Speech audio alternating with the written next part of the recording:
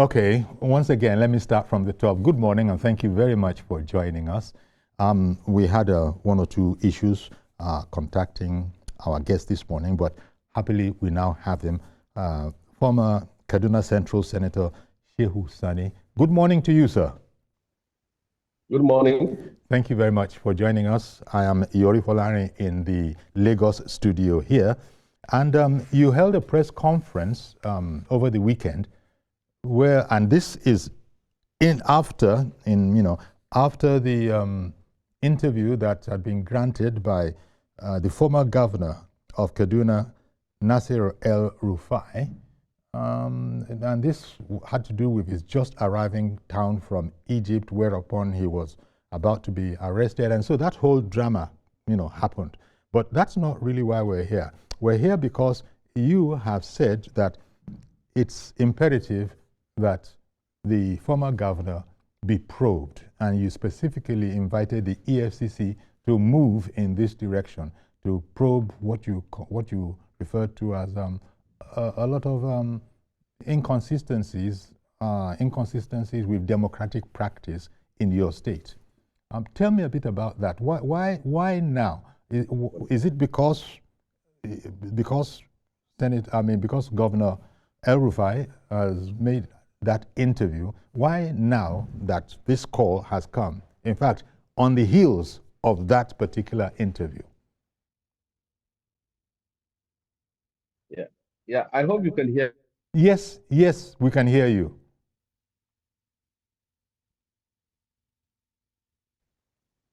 Can you hear me clearly now? Yes, we can. Very much so. We can hear you clearly. All right.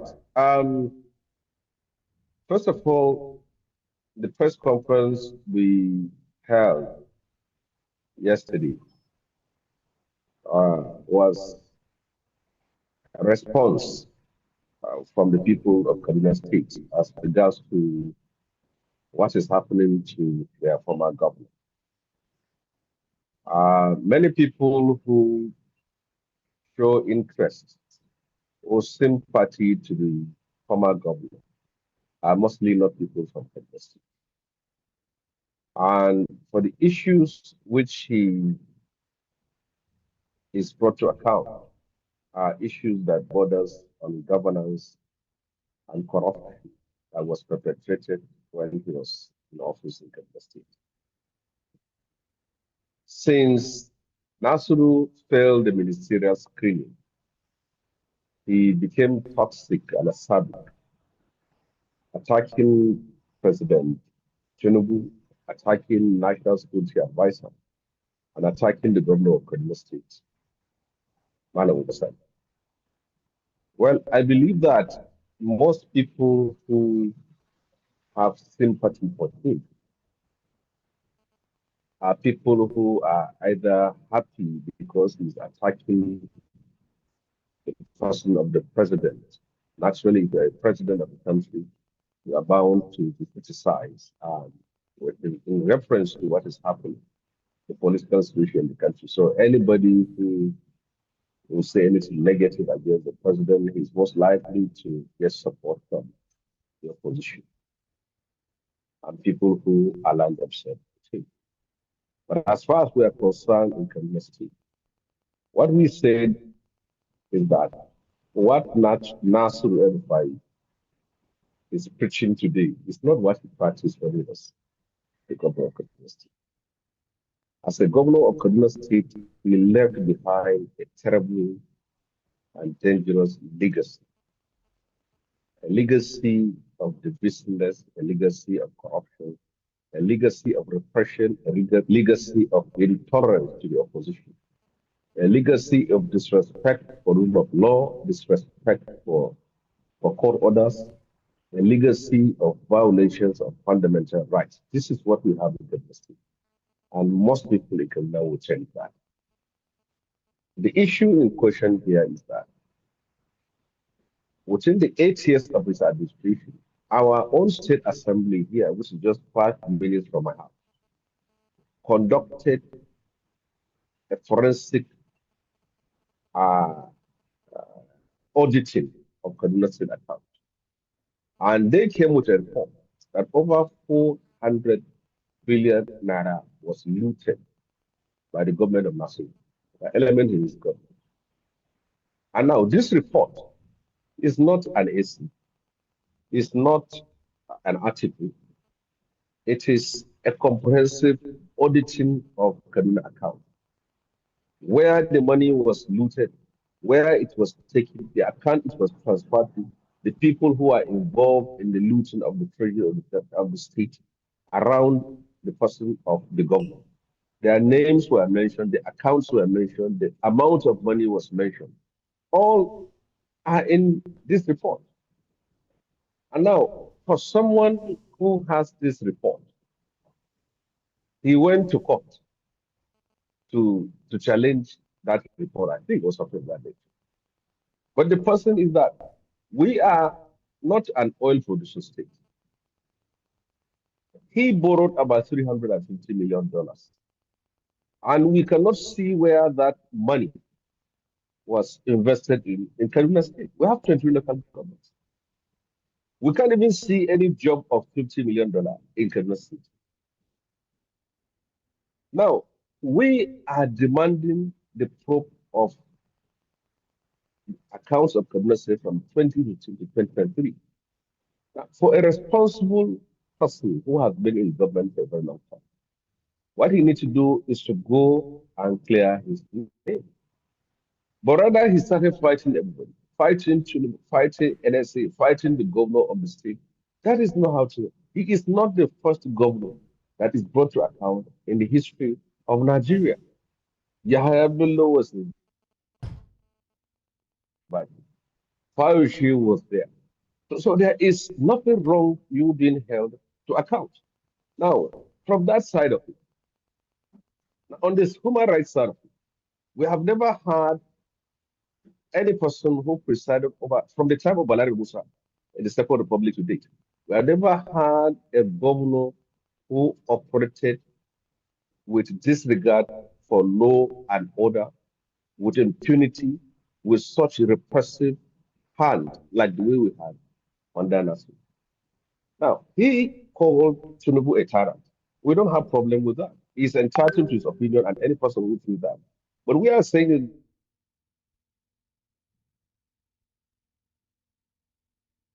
that you are worse than Governor State. For those whom he impresses,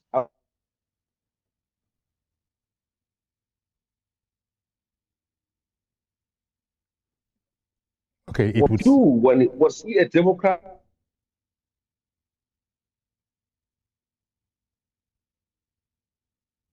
Southern Kaduna with contempt and disregard. He institutionally marginalized them. He excluded them out of government. He treated the Christian section of this state as if they are blacks in apartheid South Africa. This is to the knowledge of everyone. Secondly, he never tolerated criticism. Journalists in Kaduna were arrested and sent to Kaduna prison for writing stories critical of him. Just make a phone call to Nigeria Union of Journalists. They will give you the names, and I can also give you the names. Maida Joseph is a journalist with the leadership. For writing a story, he arrested him and sent him to Kaduna prison.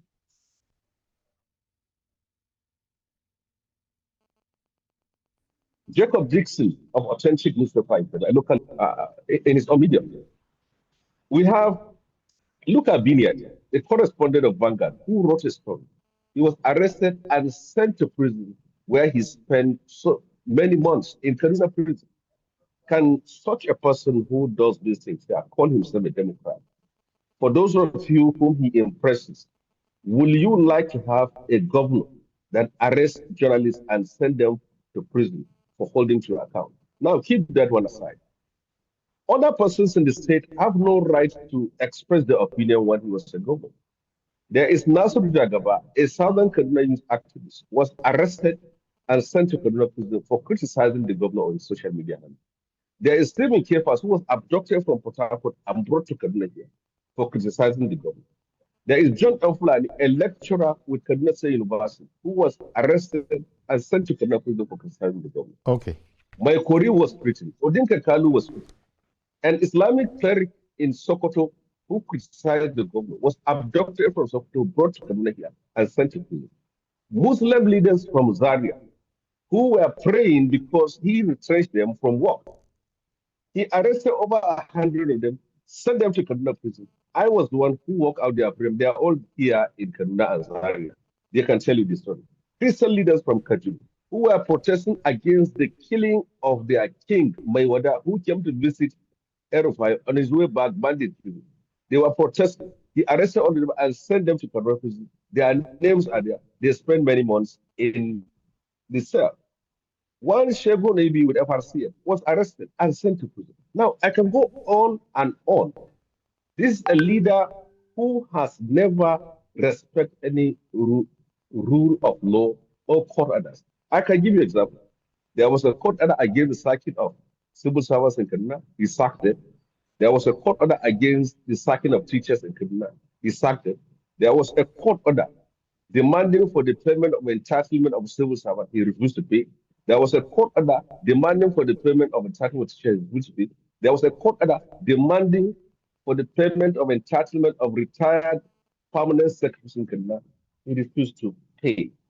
Now, for those of you whom he impresses with his bravado and propaganda, will you like to have a governor in your state who doesn't respect court?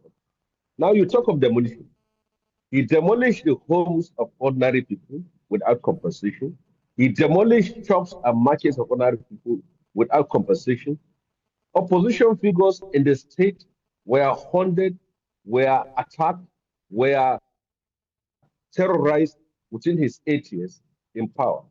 He demolished the house of Hunkwe, that is just about 10 minutes away from my house here, for criticizing him. Barista who is National Vice Chairman, for showing his support for me. He demolished his home.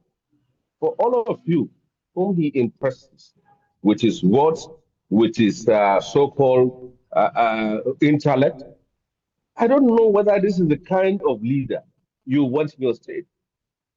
He abused people. He insults everybody. He is the king. He is the beginning and the end in Kaduna State. Nobody has the right to speak out against it. Recently, he was even saying that Diata, the young man who was abducted about 7 years ago, that the guy was not criticizing his government, he was criticizing the guy, which is a lie. Okay. The Diata house is just 15 minutes away from my house. His father works with Kaduna State government. The Diata is from Kaduna State. He lives in Kaduna State with his family. His children are all studying in Kaduna State. They came in the night, abducted him on the 1st or 2nd of August 2019. Since then, he has never been seen. Everyone here in Kaduna knew that the data was a critic of the governor of Kaduna State. Now, even though he said people, he said that was a Kano affair, not a Kaduna affair, that he hardly knows the person. You recall, he was saying that in his interview. Well, he can say that. Please go to the timeline of the data, which is still, the Facebook is still there for you to go. So see what the data has right. And the data, everyone in Kaduna, most of these people, young people of his generation, they knew him. He is from Kaduna State. His father works with Kaduna State Civil Service. His family lives here. So what is the connection between Dadiata and Kano State? He is from Kaduna here.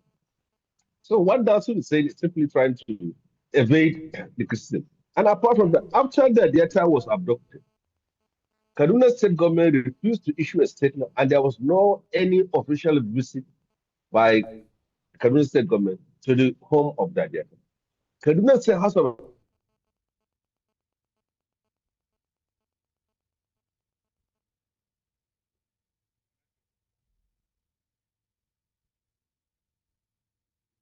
We apologize, the network seems to be drifting in and out.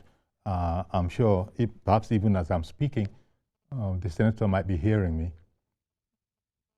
So we'll just, plead for your patience while the network is sort of drifting in and out, and it'll soon be back with us. One of the things, as soon as we can get back, I just didn't want to interrupt the senator. When El-Rufai when he had his interview, the interview he had with the television station over the weekend, he had said that he was mindful of perhaps opposition people coming at him, and so he was meticulous, he had said. He was meticulous in all of this and in all of his service, and nothing untoward happened. He had details, he had documents. Okay, aha. Okay, sorry, the network drifted out for a bit, Senator Sani. When El-Rufai was speaking, the former governor of Kaduna, he said that he was meticulous during his years of service and that he had documents for everything, he had records for everything, he had proof for everything. And in fact, he now turned the way he put it was that this is to be expected. These are political adversaries coming for him. I don't know. Does that fit in with the person that, are you surprised? Because you are telling us all you know, being a senator, being an indigenous of Kaduna State, and knowing a lot of the goings on there. When he spoke the way he spoke at that interview, were you surprised? Well, first of all, I would like people to reach out to the Kaduna State House of Assembly. Yeah. They probed him. And get the e-copy of the forest rule and elements around him have looted the Kaduna State Treasury for 8 years. And I have no doubt about this. And the detail of that report is for everyone to see. Like, it's not written like an essay, it's not written like an article. It has every account, every contract, and how the money was stolen, and the account and the amount that was stolen, and the account that the money was diverted to. It's all contained. Okay. So if you have this report that you have whatever he says, he has meticulous detail of all that he has done, then he should go and defend himself and not start to malign on other persons. Mm-hmm. Ribadu is not from Kaduna State. Ribadu never lived in Kaduna State, though he studied in AB. So it is the people of Kaduna State that were saying that their accounts were looted by Nasiru's government and that they want accountability as far as governance is concerned. Then you don't start writing to them. Tinubu is not from Kaduna State. We are the people of Kaduna State. We are in Kaduna State. We live in Kaduna State. We are conducting this study in Kaduna here. We All are right. the ones who are the complainants. And trying to divert attention, say Nasiru Ribadu wants to kill him, Ribadu wants to poison him, Ribadu wants to arrest him. Every day he wakes up and goes to sleep with Ribadu, or wakes up and goes to sleep with Batani. I wonder, for someone like Nasiru, a 65-year-old man, who has been so lucky from his younger age in 40s to be the DG of BP, to be a minister of capital and a territory, and to be a governor of a state for 8 years. A man like this should be involved in charitable causes and be a statesman. But here he is, coming to Kaduna State sometimes to fight the government. From the governor to the commissioners in Kaduna State, nobody is up to 55 years.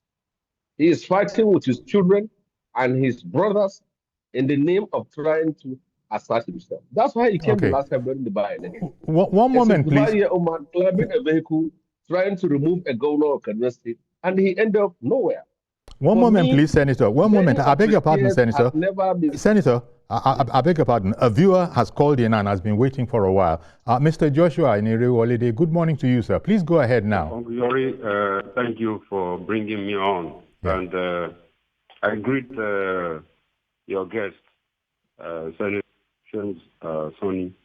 I have read his piece on El-Rufai, and it's quite nice. To be honest with you, El-Rufai was one of the people I held in very high regard from his days as minister in FCT because of his principled stand, as it were. And when he became governor, followed up his activities, and somehow he looked like somebody who one could trust until recently. And that helps us to throw up our politicians. Until recently, Uncle Yori, I am surprised that that former governor that has benefited so much from Nigeria can be hobnobbing with people calling themselves coalition group and doing everything possible to pull down Nigeria. Nigeria that has given them so much. All these people that are former this, former that, they benefited so much from Nigeria. 8 years governor, minister, this, everything about their lives is on Nigeria. And these people, the only way to pay back Nigeria is gathering together to pull down the country under any guise. Look at the explosive statement he made. I mean, you went to bug NSA. If you can do that, what is safe again in Nigeria? The statement he made is a big thing, especially on security issue of theory. It shows that it is very high-profile people that are behind this security system that made it very intractable. These are high-profile individuals. This man is not a small man. And he made the statement so confidently that, okay, the people who were, when it was, I think, the so-called arrest, which I thought he actually arranged, the people were bragging that they cannot arrest him, right? As if he's above the law. So these things are speaking to us at this time to be very careful. And I will speak to the government. They should be careful. This man is distracting them because the coalition says their only agenda, program, and plan is to remove Tinubu. They are so confident. They say they will not sleep until they do it. To promote a party, is that how to be a coalition? Yeah, you just want to remove the president for what? And give us what? What reforms do you want for us? They want to pull down Nigeria. I think everybody should be careful at this time. And I'm happy that we are seeing the network issue now concerning this IRF, whatever. They are planning also to put Nigeria in trouble by creating litigation. Real time didn't happen, cancel election. That's all they are planning. So everybody should be at alert and vigilant to all right, save then. Nigeria and our democracy. These people should not put us in trouble more than they have done. Thank you. Thank you very much, Mr. Joshua. Senator Sani, thank you very much. We've heard all that you said. Nasir El-Rufai, who, by the way, the producer was just telling me, is with the EFCC. I think they have the meeting that they wanted. I don't know who wanted it, whether it was the EFCC or whether it was El-Rufai, but he is with them now. Senator, how surprised were you when he suddenly, I think he must have surprised just about everyone who was listening to that interview, when he said that they had their means of monitoring calls. This was where he was alleging that the National Security Advisor had ordered his arrest. You recall that upon being asked how he could say that for sure, he said that they monitored. I don't know, was that a Freudian slip? Was that braggadocio? Give me your impression on that statement that he actually, if not himself, he said, in fact, he said someone monitored and then relayed to him a conversation of the National Security Advisor. Now, surely this is outrageous. This is an outrageous happening, if indeed it did happen. Give me your thoughts on that, Senator Sani.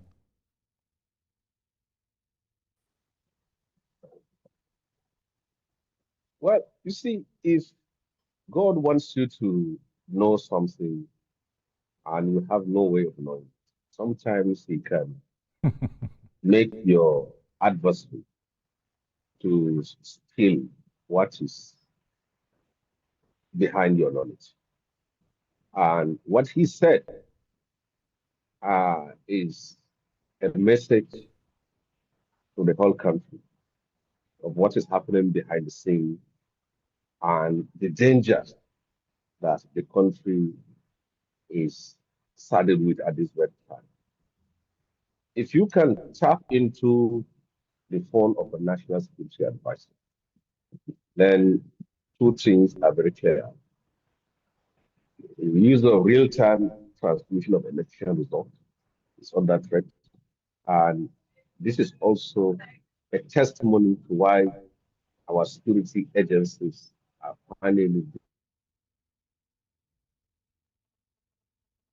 it difficult to track and of the country, particularly in the north. Because if a person of the national security advisor can have his phone tapped, then it's very clear that even INEC is not safe. If the phone of the national security advisor can be tapped, that is an indication of the source of the problem of the insecurity we have in this country. Because sometimes bandits will be targeted, and before the Air Force or the military reaches there, they have left the place. And sometimes after the military have left the place, bandits will go to such places. I mean, tapping the wire of security agencies and security chiefs seriously compromises the operation of the army, the operation of the police, the operation of DSS, and the operation of all the security agencies in Nigeria. So this is not something the nation must take lightly. If someone of his own standing can have briefing as of what should be confidential to this country, it's very clear that we have at least from his own statement been able to find where the lacuna and the lapses in security has always been in Nigeria.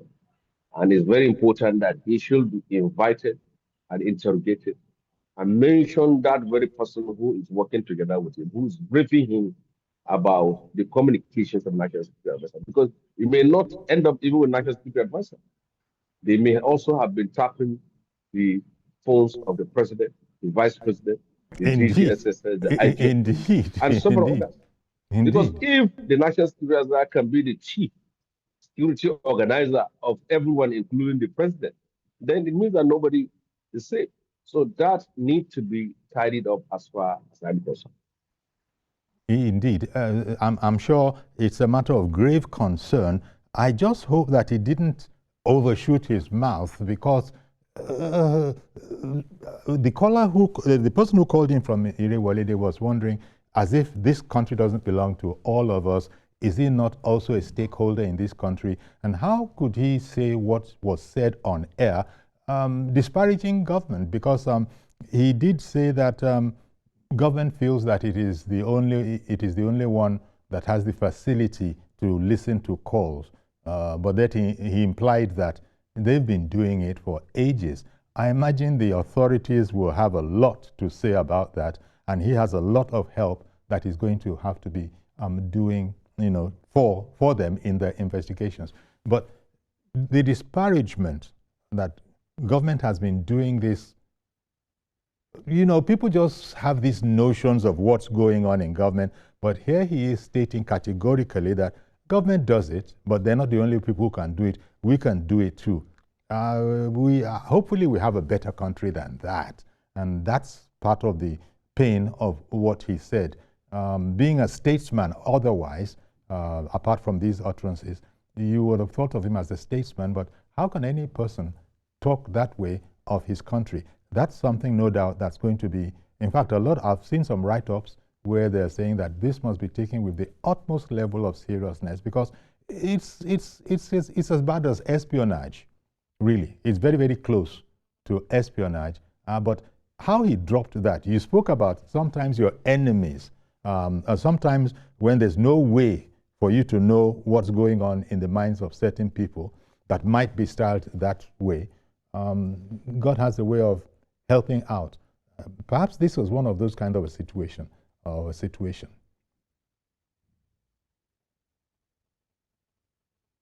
Hello?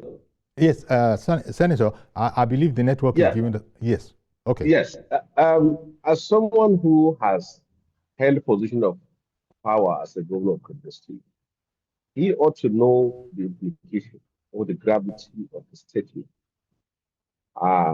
In terms of being accessory or directly involved to top security communications in Nigeria. It's very unfortunate that since he lost that ministerial uh, um, um, appointment, he became more toxic, more harmful, more confrontational, and acerbic to the leadership of this country. Someone who ought to have taken everything in faith and wait for the next moment. He has been saying so many things, of which all that he is interested in is how he can pull down the whole structure and pull down the whole country. He didn't only stop in attacking the person of President Shehu and the government of Kaduna State, but even some of his statements are inflammatory and inciting. He is always looking at every opportunity to tell the people of the North that the president is Yoruba and he's working against them, and try to use ethnicity. He tries to use religion at times. He tries to use sectionalism, all in an attempt to create division and fear, because that's what he did when he was the governor of Kaduna State. Since Nasir left power from Kaduna, we have been living in peace with our Christian neighbors. Kaduna is divided between the Muslims, House of Fulani, those support from this part of the city, and the Christians who are in the other parts. Since he left, the new governor has been able to build bridges and reach out and embrace all people, irrespective of their ethnic identity and religious affiliations.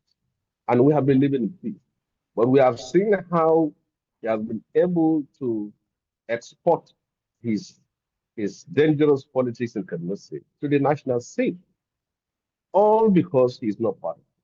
What I have always been telling the people from my own part of the country is that I knew if he was in this government, he would have been in the forefront of attacking anybody who tried to express his opinion critical of this administration.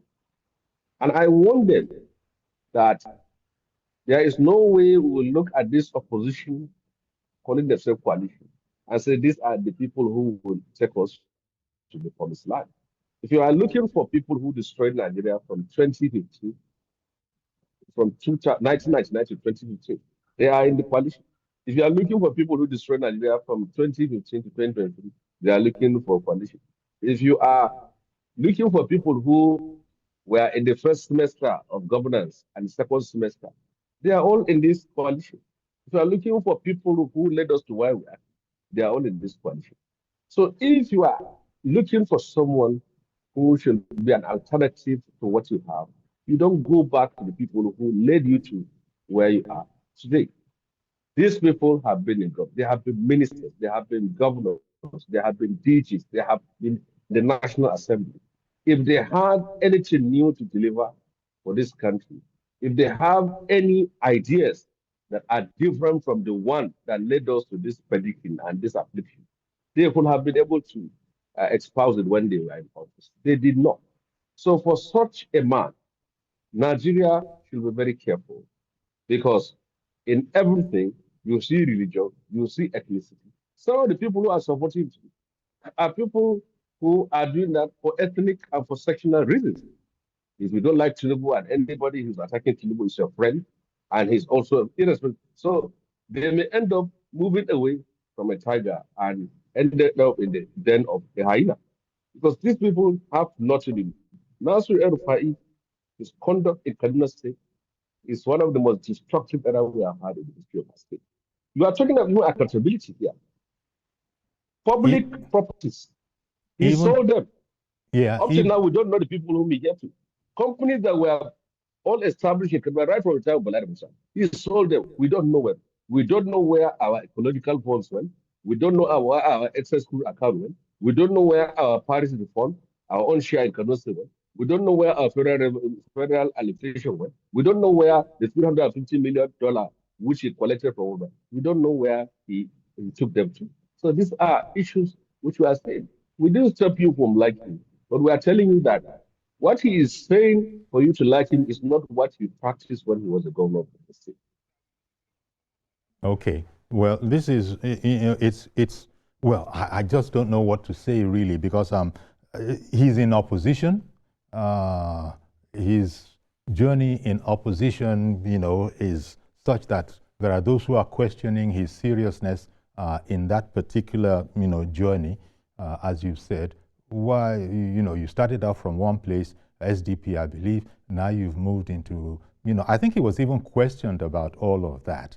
And he had an answer for everything. But right now, as we speak, he's reported to be with the EFCC to no doubt answer the financial aspects of the queries.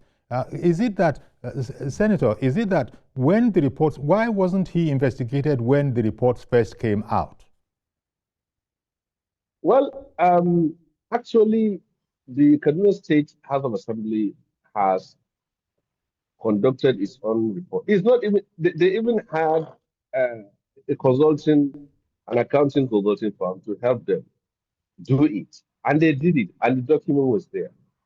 And I wonder why action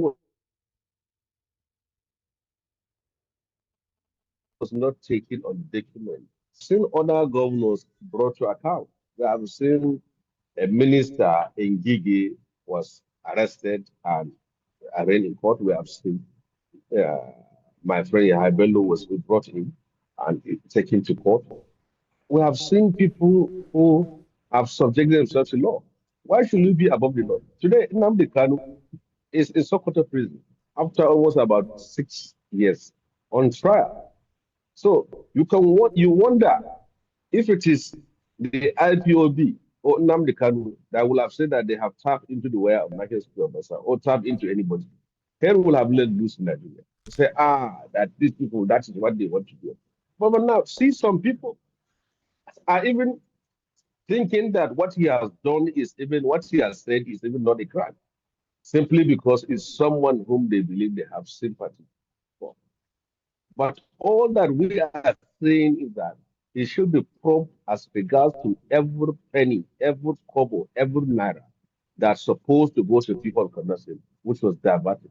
And I will not be specific on this report, but I want every person to go and get the report from Kaduna House of Assembly and see the names, the accounts, the individuals, and the contractors that have been used to loot the treasury of Kaduna State government. And now we are asking questions about our funds, and somebody is saying somebody is doing content.